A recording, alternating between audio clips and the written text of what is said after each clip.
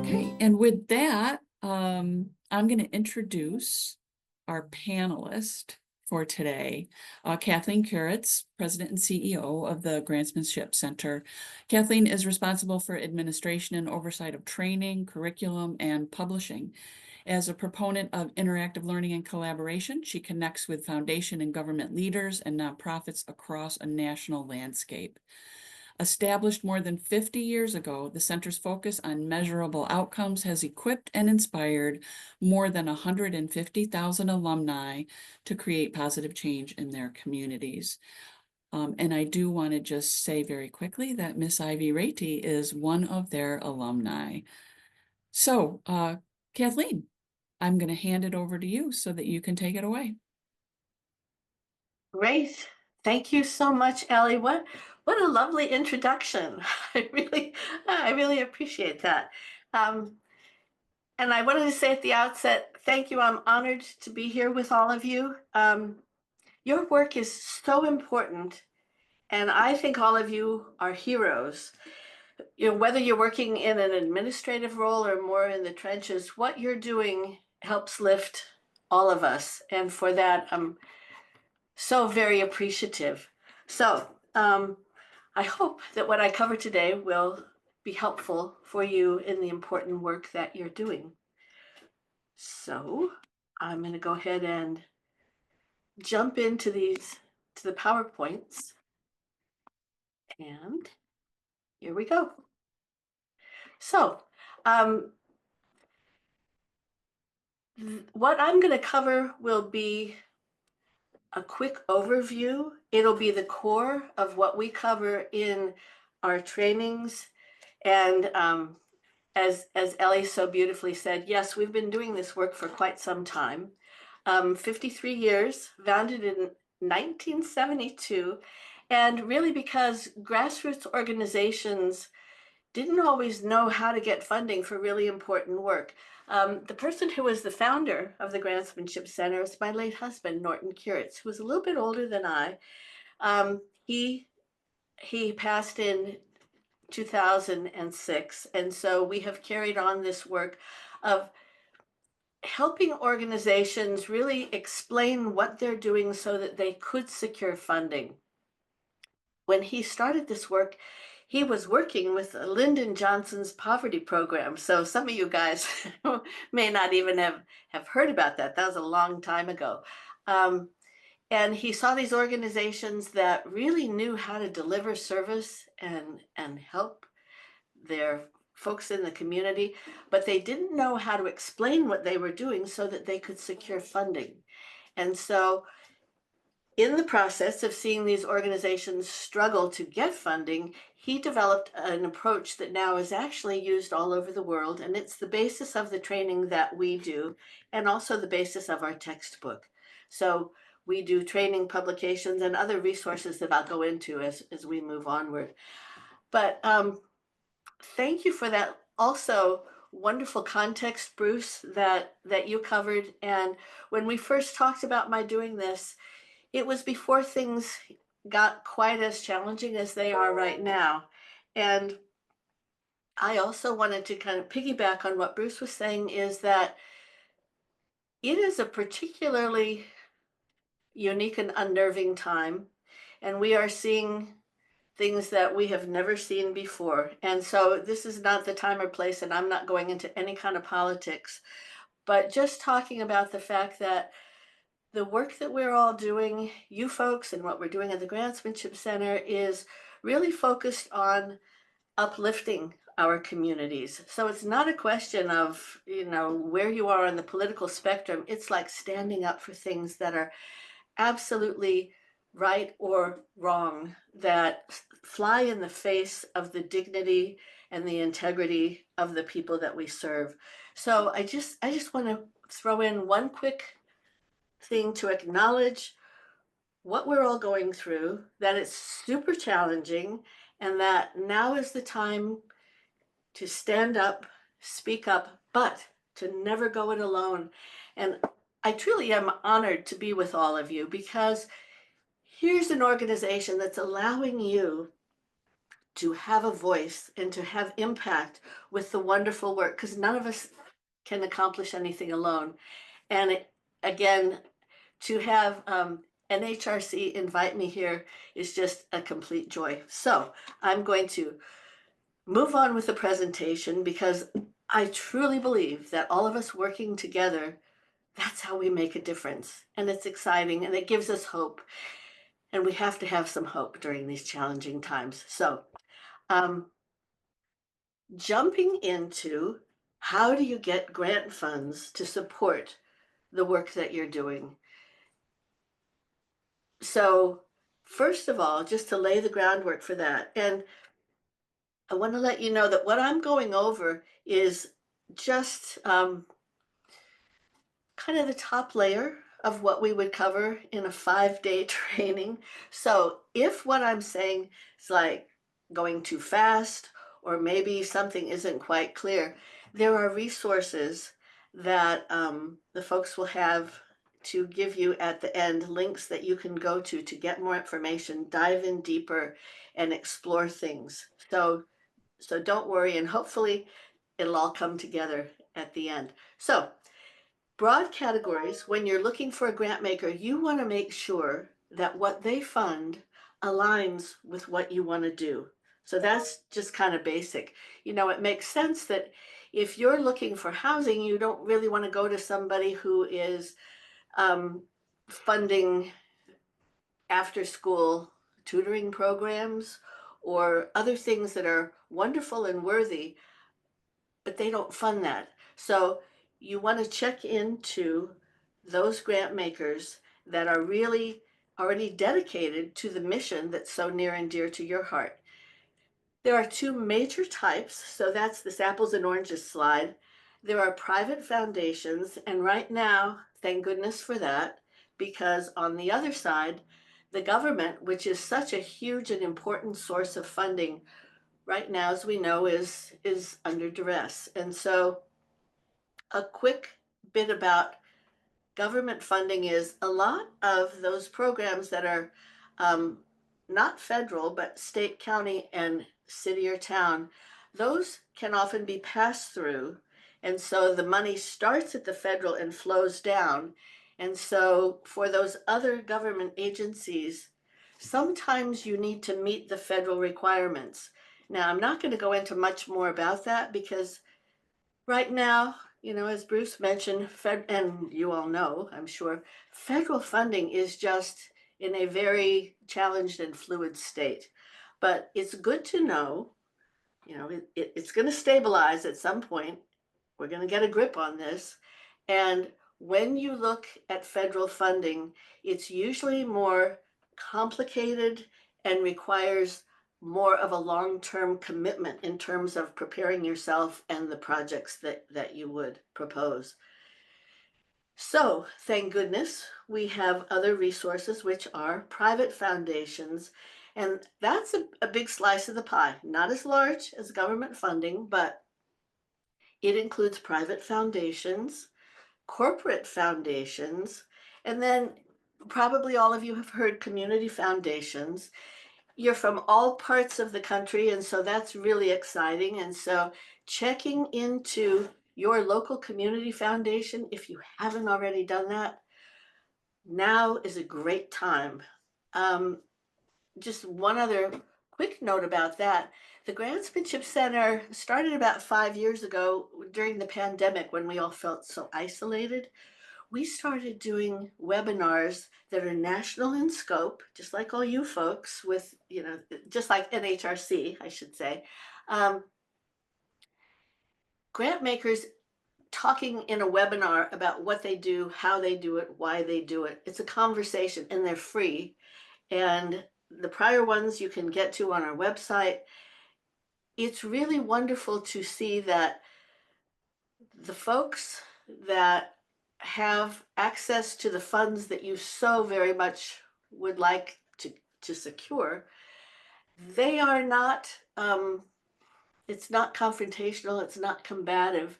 They want to get the same work done that you do. So it's a matter of communicating in a way that is productive and clear and succinct. So keep that in mind. And again, those resources that you have, one of them goes into how to find funders that are aligned with what you're doing. And then there's many, many types of databases that are available to you.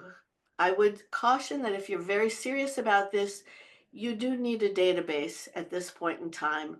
A Google search can get you some interesting information, but you will miss a whole lot doing that. So, just like, buying a shirt, you want to customize, you want to pick what's going to fit your situation best. So, there are different price ranges. Some of them will offer a monthly approach, which is more affordable than paying for a whole year. But these are some different sources that we have found to have good data that can be useful to you. Um, and we could spend a whole webinar just on that, but I'm going to move along talking about grants and keeping in mind grants are tools. They're just tools. They're not magic. There's no secret handshakes. There's no special words. And we really want to make sure that grants are used as a tool to help get you to results in the community. So keeping them in their place is a good idea. And then, because this is a quick overview of everything, I would love if you can remember three basic things.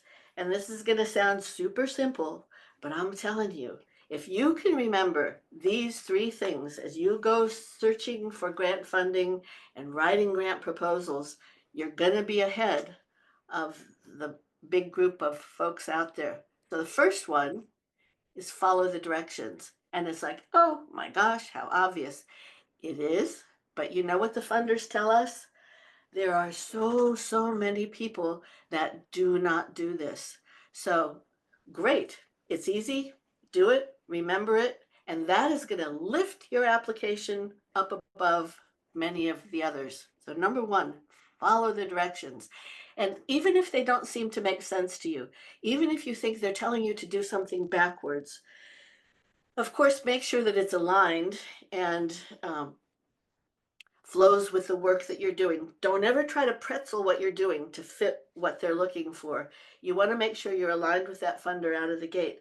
But if they tell you to do, write things in this particular order or tell us about this or that, follow the directions. Okay? Then focus on the beneficiaries. Now, beneficiaries is a word I know you all know what that means. It's not my favorite word because it's kind of clunky, but basically when you're writing the proposal, when you're talking to the funder through the proposal, or even in conversation, make sure that your focus is on those people that you want to help. And it's kind of a wonderful thing that the beneficiaries sometimes are an identified group, but sometimes besides that identified group, there are others that are also going to benefit. So it can be a larger group than you first think about your target and the impact that you have within a community to really lift everybody up. So rather than focus on, oh, we need this or this is that, and we got to keep our doors open, that is not as compelling as focusing on those people that you're going to help within your communities. That's what's going to inspire the funder to get on board with you.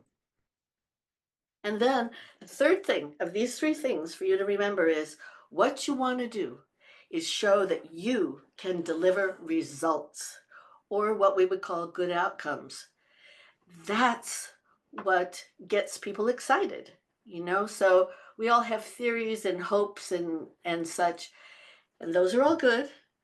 But what is going to help a funder get that check written to you is to show that you can really deliver the goods, that you've got the the credibility, you've got the history, you've got the know-how, you've got the dedication, and you're going to deliver results. Okay, so how do you do that? So you have this RFP, which is called Request for a Proposal. That's what that acronym means. Don't be scared of acronyms. They are plentiful. So it's just a little bit of translation to know what those things mean. So RFP, Request for Proposal, is going to be best if you're able to include 8 parts of a, and this is the Grantsmanship Center model. So I'm going to go through these. Um, and the beauty of this, and I'm just going to say, it's possible that you're like, okay, I want to get grants, but all of this, I don't want or need all this other stuff. This is a skeleton, a structure, an outline to help you get clear about what you're doing. So it helps with program planning. And once you have that foundation laid, it's going to be real easy then to write the proposal because you'll have such clarity about what you're doing and why you're doing it. So again, we it's we spend days working with people to help craft this and put together what they're doing. But what I'm going to give you now is something that people have told me, oh, I'm so glad I took that training because it helped me write my doctoral thesis. That was a surprise. So this kind of logic, this was developed, as I said, in 1972, before the term logic models even came up. But it's kind of a type of logic model, which means you take this big, bold, wonderful idea that you want to bring out to the world, and you put it in an understandable, coherent, easy to absorb format. So also the beauty of this is the names of the different parts are pretty much just what they're called. So there's no big mystery. It's not it's not requiring lots of technical expertise. You are already the expert in what you're doing. And this is a way to help you communicate that to others so they can get on board with you. So I'm going to go through real quickly and take these one at a time and explain to you in a little bit more depth what it is and what's the job that it does to help you represent the work that you're doing. So summary, well, summary is just what it says. It is a snapshot for the funder, quick at a glance to get an idea about what you're doing. Put yourself in the funder's shoes, especially now. There is such demand, wonderful programs, and although we'd hope everybody's working together, technically you are in competition with other people that are also trying to seek that funding. And so you want to be, well, make a good first impression. Summary is a portion, it's not that long, it's maybe just half a page, maybe it's even just a paragraph, but it's the snapshot of what you're doing and why. You're going to write it last. You only write it after everything else is done because then you have clarity on what you're doing. But in the proposal, it always comes first. Now, some of these items, they get called different things by different funders, and our resources will tell you sometimes they have different names. But this is the logic behind what somebody needs to know if they're going to get real excited about funding your work. So, summary, written last, comes at the beginning. Then, introduction to the applicant organization. Somewhere within this proposal that you write, it's important for you to speak up and explain who you are as an organization, not you, the individual person applicant, but the organization, to give some history, to show credibility for doing this work. And so you kind of think about this part as the resume, although again, you tailor things to be appropriately long or short. Some applications that you write, this is going to be a light touch. In other cases, you need to go into a lot of detail. So again, just like when you're having a conversation with someone, you want to make sure that the proposal you put together is aligned with what they want, but also appropriate to the kind of questions that they're asking. Okay, next thing, the problem. This is the reason that you're asking for funding. This is something that you see could be better.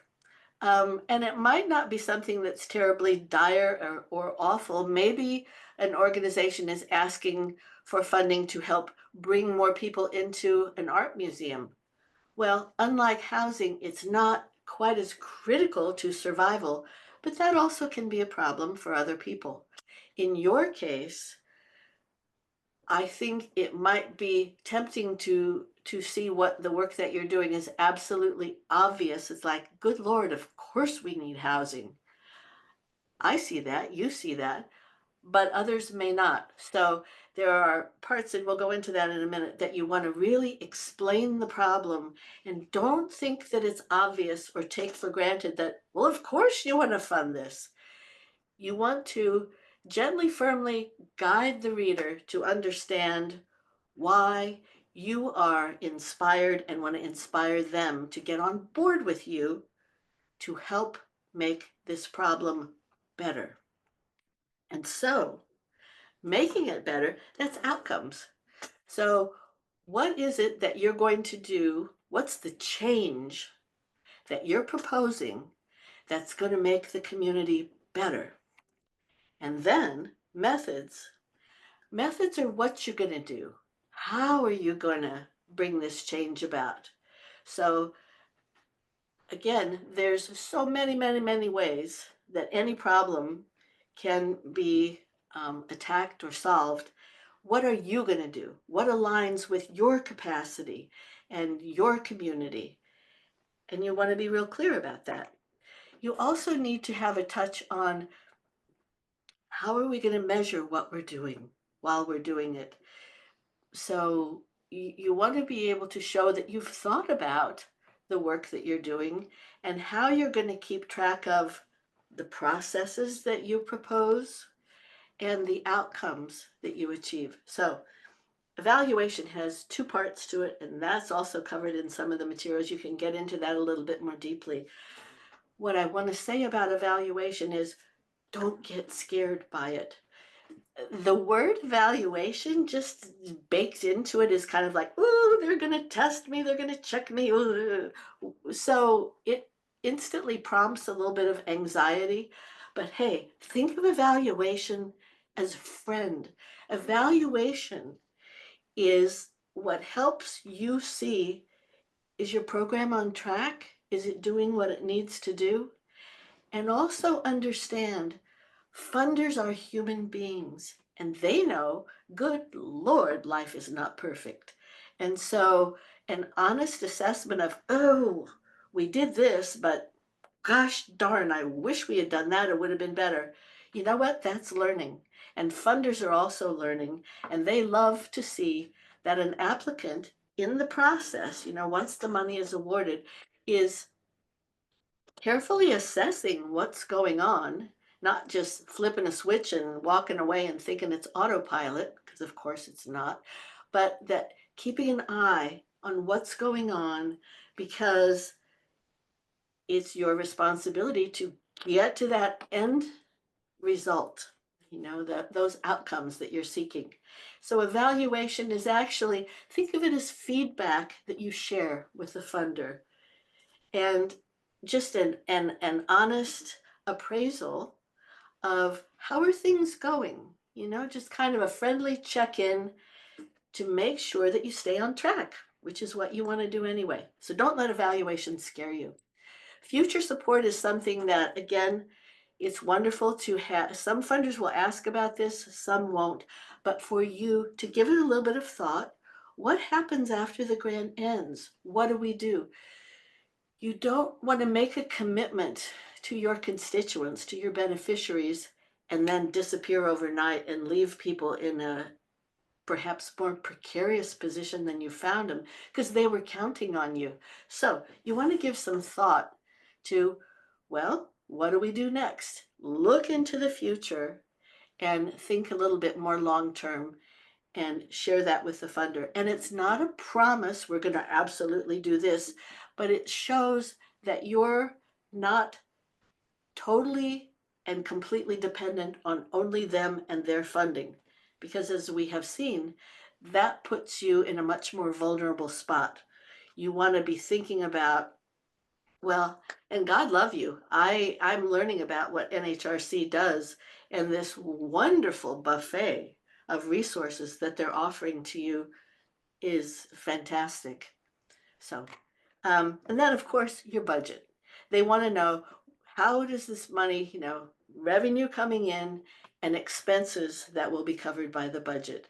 And a word about the budget, well, two words about the budget. One is, again, don't be scared. Some people are like, oh, numbers, not my thing. You know what? It's a simple process. Basically, it's money coming in, money, where's it going to go?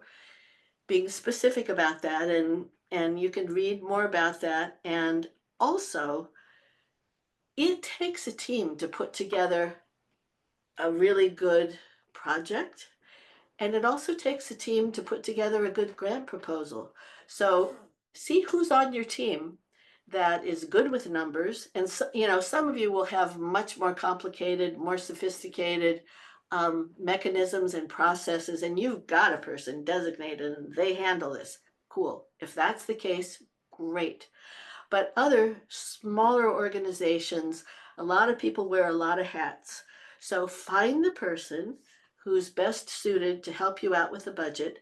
And then for everything, get extra eyes on these parts of a proposal as you're building them so that you're sure that you're not just operating from a silo where it's obvious to you, but to someone from the outside, they might not quite get it. You want to know if something that you're expressing isn't quite clear, and that includes the budget. You want to make sure that the numbers in the budget relate to all of the parts of what you're proposing to do. Now, here's this long list. And again, if you just think about what it's called, it's pretty self-explanatory. So it's not hard. It just takes a little bit of focus. But what I'm going to talk about is the core of the proposal. And if you can get these three parts strong and clear, you will pretty much nail it. So the problem, really define the problem. What are the outcomes that you want and how are you going to get there? But the heart of the proposal is the problem. So a little bit more about that. Some guidance when you go to define what is the problem? What is it that you want to address, change, make better? You want to be able to clearly define that situation. You also want to be able to tell the funder why it's important. Sometimes we're so excited about the things that we're doing. And again, we think it's obvious. We tell people about it and we forget to say why this is important. Now, you don't have to go on and on and on about it, but depending on what it is that you want to do, you do need somewhere in there a thread of explanation minimally of why this is important, why this matters, why this is going to make a difference. Kind of the so what. Then also, real important, what's the cause? What's driving this? Why is it happening? So that's something to explore. And if you cover those three aspects, that's going to help you go from the situation, what's the change you want to make? That's going to just define those outcomes for you. And then when you know the cause, that's going to help tell you what you need to do to get to those outcomes. So again, it's this lovely kind of triangle of problem. Why is it happening? Helps you explain the methods and gets you to the outcomes, because that's what the funder's looking for, is the outcomes, those results. And it's kind of logical, once you think about it, it helps you break it down, it helps you get to the things that you need to really explain to someone who may offer you support as a partner in your work.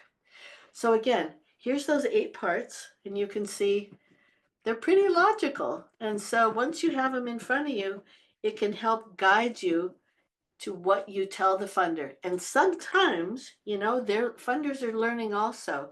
Sometimes they don't know to ask you about some of these things. And if you can include these as you are answering their questions, even if they don't outright ask you, your proposal is going to be that much stronger. So, um, resources that are available for all of you. This is our textbook, and anybody can buy it.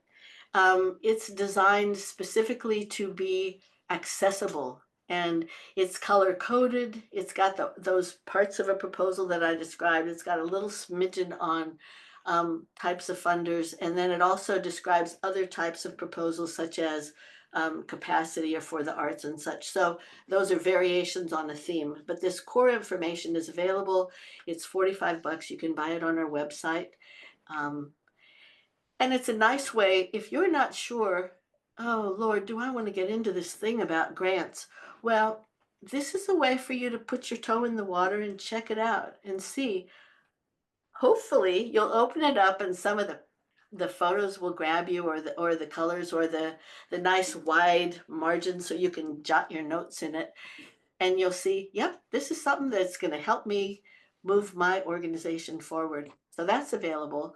Then this is something that the folks will offer to you afterwards, a link to 5 free articles. You can also find them on our website. So we really like to help equip organizations, and we know that that's why the Grantsmanship Center is here. It's not always easy to figure out how to get to that funding. So these are some basic things. What is a grant proposal? Getting the grant, the essentials. That kind of covers what I went into, goes into more depth. Where's the money? That goes into more depth about finding those funders that are going to be aligned with what you're doing. What's in a name? I'm going to tell you a little bit more about that. And then managing your grants. Once you get it, you want to make sure that you are positioned to move forward and deliver the goods and keep all of the things in the right boxes that they need to be in. Just be organized. So, what's in a name? That particular article talks about terminology that we use. And I would like to ask all of you to let go of a very common terminology, which is grant writer and grant writing. And first of all, think about it for 1 sec. Technically, it's not right, because the grant is the award. It's the money. So you're not writing the grant. The grant maker is. But I can hear people say, well, big deal, don't be so nitpicky. And that's true. And if that were the only thing, I would let it go. But the reason that I bring it up, and I think it's important, is because people that are writing the grant proposals or the applications or doing grant development, you can't do it alone. You really can't be effective doing that without a whole team of people. And so it's critical that as we said, focus on the beneficiaries. Make sure that those people have a voice in the work that you're doing and informing, and have the kind of dignity that you all so beautifully bring to people that otherwise may get lost in the crunch of culture. Um, so the term grant writer, it implies that there's just one person sits at a computer, pounds out the keys, spits something out, sort of like printing money or something, that it's just go write that grant. We have heard people advise their staff to do that. And it just makes me want to cry, because it's not a one person job if it's going to work. And That's the key. If it's going to work, if you really want to secure those funds, it's inclusive. You need to make sure that your program staff who's going to implement what you're promising to do, did we talk to them? Did we make sure that what we're proposing is doable in that time frame with these resources? Critical. Does your board know what's going on? Does your administrative staff, are they really behind what you're doing? And again, not to harp on it, but those beneficiaries, have you talked to them? Do they prefer this or that? They need to have a voice in what you're doing. And so, um, with all of that, excuse me, I'm sorry, the beauty of working at home, isn't it? Um, with with all of these people working together, that's what helps you achieve the ultimate results. And grant writer, it doesn't do service to the size, the scope, and the wonderful partnership of what you're doing. So, well, if you're not saying that, if you're not using grant writer, what do you say? Here's some other more accurate titles and descriptions. So a grants professional, or a grant developer, or a grant seeker, grant proposal writer, grant specialist. You know, I also love this one, community advocate for change. I would love and hope that you will consider letting go of that terminology, grant writer, in favor of something that really is more inclusive, accurate, and descriptive of this big process that is helping you to make wonderful change in your community. Okay. Some other resources, and at the end, I think they have links that you can put in the chat.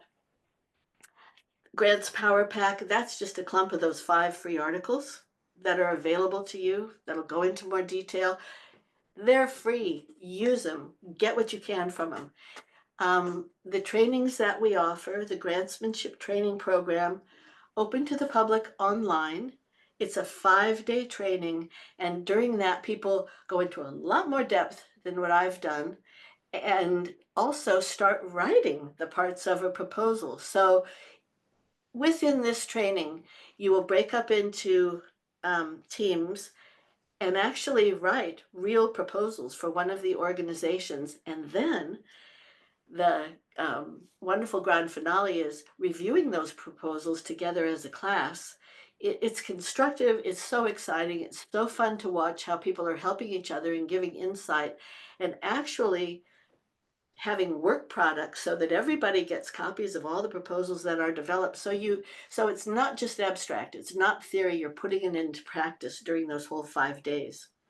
Now, some people don't have the budget for that, and they don't have the time. So we've taken the essence of the 5-day training, which is fabulous if you can do that, but we've also developed a 2-day version. And of course, there's not as, it's 3 days shorter. So you're not going to write entire proposals and review them in those 2 days, but you will cover all the parts of a proposal, and you will do exercises, and you will work with teammates to kind of figure it out and get insight from one another. And that's great, because sometimes that's better for people, again, that are either a refresher, or they're newer to the whole field and want to check it out and don't have 5 days to devote to that. So, oh, and I'm reading, and I'm reading forgive me. I'm so excited because I'm gonna go to one other thing. I'm gonna just hop to the next slide, and you will see that for essential grant skills, which I have just described, this was something that we came up with last night. Um, so new and exciting. But for a class coming up May 29th and 30th, usually there's a wait list. I think it indicates the kind of flux that's going on in our world right now. We've got seats available. And so we thought, hey, great. Since I was going to be doing this presentation, let's do something special for NHRC. So if you are interested in this 2-day training that covers this kind of material, The usual price for that is $675. With this code, MEM, it's kind of reflecting Memorial Day, MEM 200, you will save $200. So just something to keep in mind and take advantage of it. The classes are limited to 25 people, and we are sharing this with our alumni, so they might fill up fast. But if you think it's something that you want to do, take advantage. Okay, then I also wanted to just mention Meet the Grantmakers Online coming up July 30th. You can sign up for that on our website. Again, it's free. The textbook I already talked about. And last on this list is we do offer half scholarships for some of the training. And there are criteria for that, and that's all on our website. You can check that out. If that's something that's going to help you get what you need, then we're there for you. Okay, so we talked about that. Now, remember those three things? So stop a moment and see if you can remember what they are. I'm going to give you just 1 minute. Access your wonderful memory. And the first one, follow the directions. The second one, focus on those people you're serving. Focus on the beneficiaries. And then the last one, deliver results, deliver good outcomes.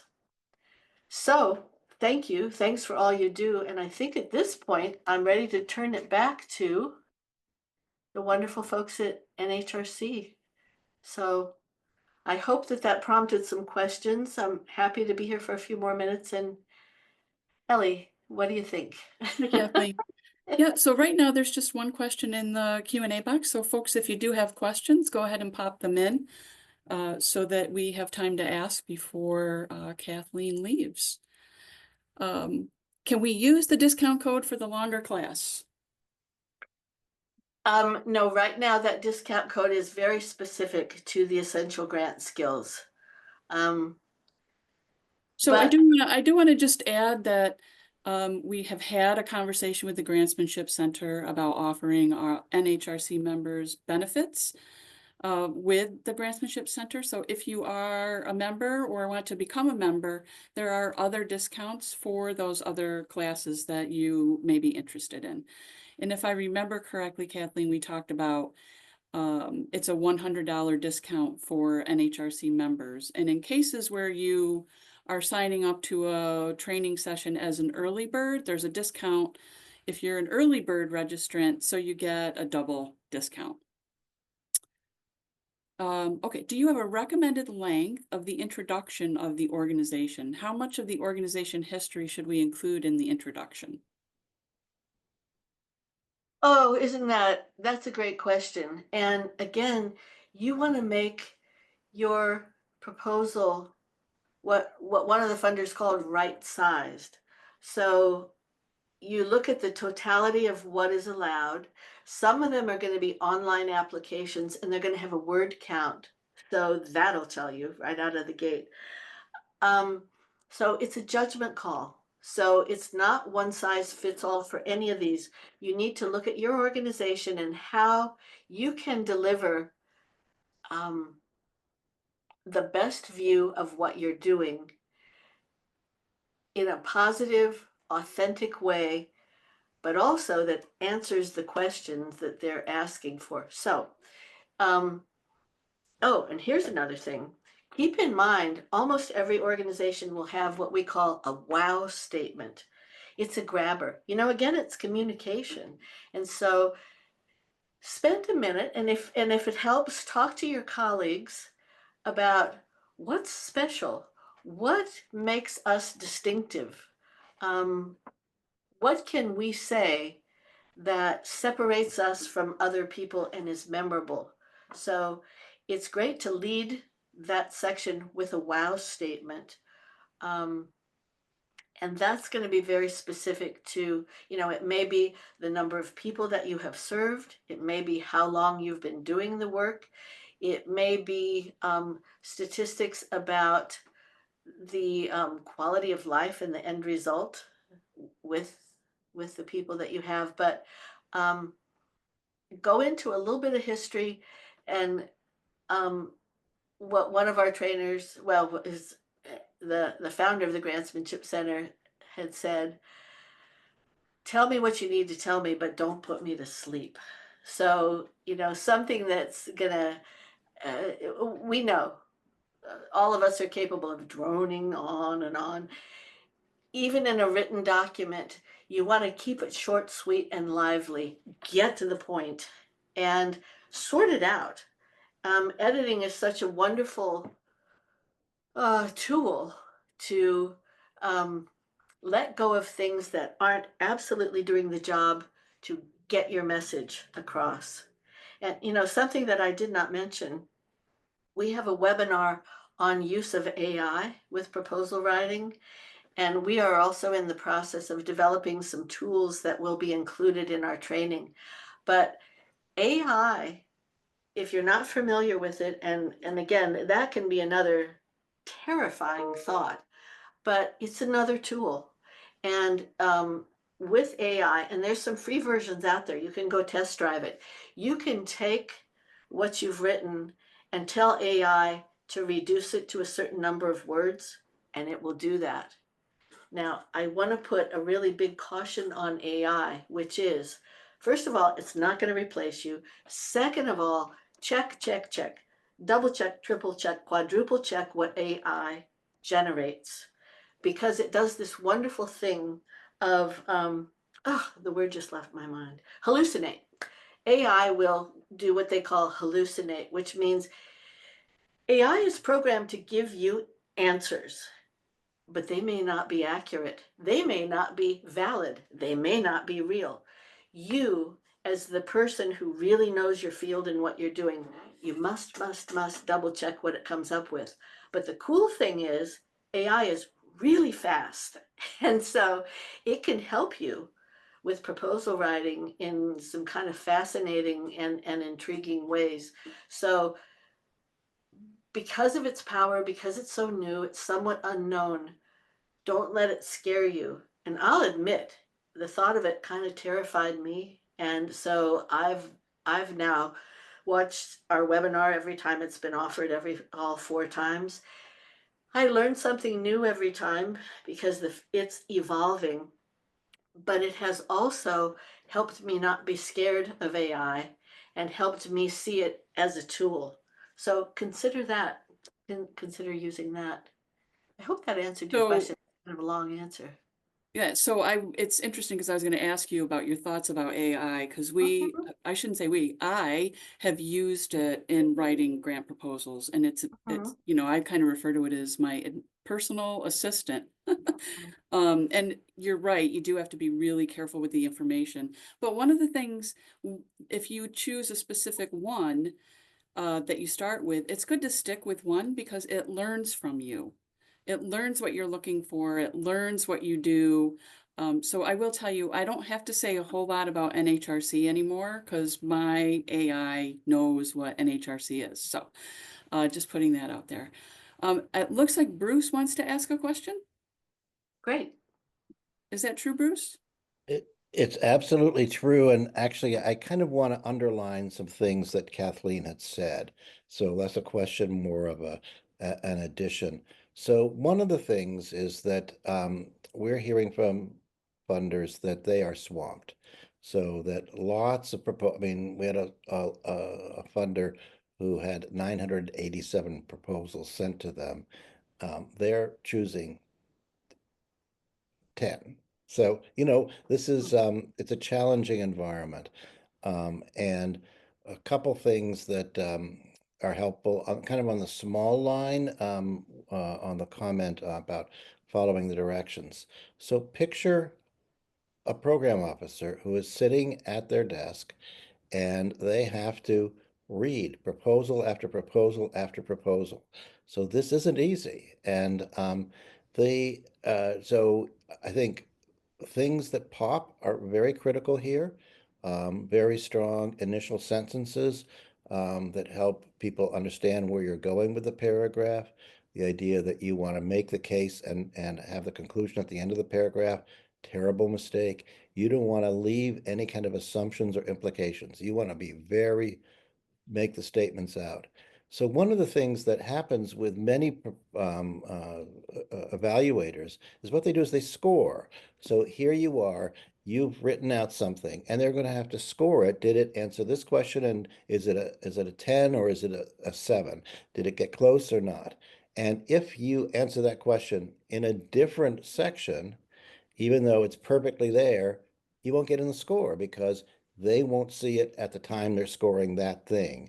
And they'll be highly focused on answering these particular questions because they have to come up with a number. And that number has to be able to distinguish it from other proposals. So they can't have everybody having a 10, even though it's a great proposal. I mean, there are all these very specific things that we have to live with. And so think about it think about it from the eyes of somebody who's doing it. The other issue is how do you have a champion inside the foundation? And I have been doing this for 50 years, and I have yet to get funded by a cold proposal. Well, that's probably not true, but maybe once I got funded by a truly cold proposal. We'll see if they actually come through or not. But where it matters is if you can get somebody who's a program officer to talk to you ahead of time. And what happens is that they could potentially become your champion. And one of the things in the conversation that you want to really do is, so what are you looking for? This is what we do. What do you think would resonate with your board? And I mean, and what happens, the programs officer's problem is not only do they want to do good things, they also have to meet the expectations of a board of directors or trustees or whatever their process is in order to get a grant approved.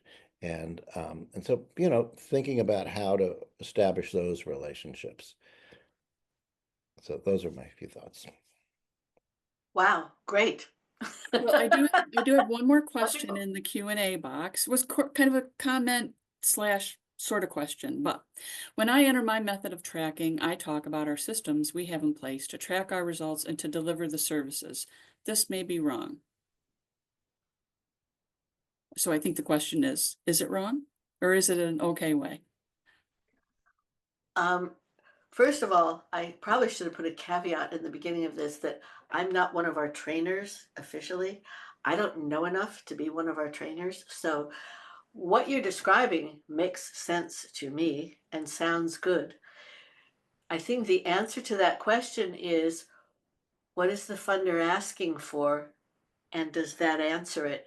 And it sounds like it does, that again, going back to the evaluation, there's usually two components. So one part is called the process evaluation, and the other part is called outcomes evaluation. So process is going to address what are you doing and how are you doing it. And it sounds like you're really answering that question. You're talking about the process and tracking and getting data, and you're able to make little tweaks or course corrections if needed. So I wouldn't say right or wrong. I think it sounds good. If I were the funder, I would want to know that you have a plan for that. I would also want to know, how are you going to look at the outcomes? And tracking is going to be a part of that also. So, as a method for your evaluation, for me, 2 thumbs up. Sounds good. Well, great. We don't have any more questions in the Q&A, but Kathleen, if you haven't had a chance to look at the love being shared in the chat for your presentation, please take a moment and I'll hand it over to Bruce to wrap us up.